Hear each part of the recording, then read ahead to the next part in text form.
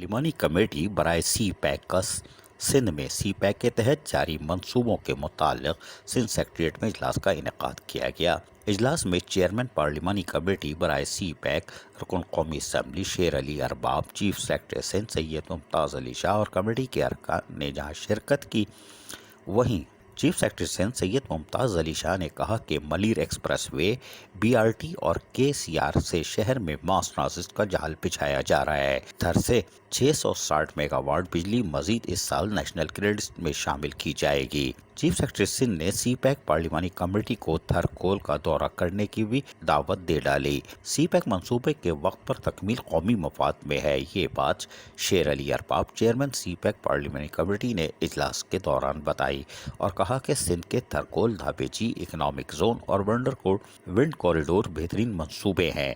शेर Ali Arbab, chairman C pack पार्लिमानी committee ने सी pack मंसूबे पर सिंध हुकूमत की काविशों को भी सराहा और इस मौके पर पार्लिमानी कमेटी ने थरकोल का दौरा करने की भी रजामंदी का इजहार किया।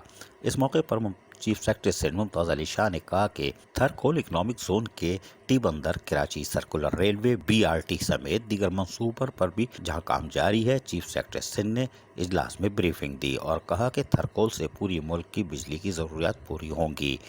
चीफ सेक्रेटरी सिंध सैयद मुमताज़ अली शाह का कहना था कि थर बदलेगा पाकिस्तान। थर पूरे मुल्क में सस्ती बिजली पैदा कर रहा है। धाबेची इकनॉमिक जोन 1500 एकड़ पर है, जिस पर इंडस्ट्री लगेगी। ये बात चीफ सेक्रेटरी सिंध ने कमेटी के अरकान को तफसीली तौर पर ब्रीफिंग देते हुए बताई। अजीज आरिफ, KBS बल्दियाती न्यूज़, कराची।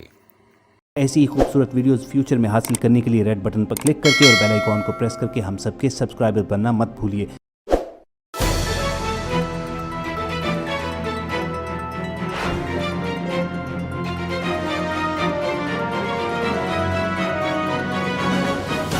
KBS बल्दियाती न्यूज़।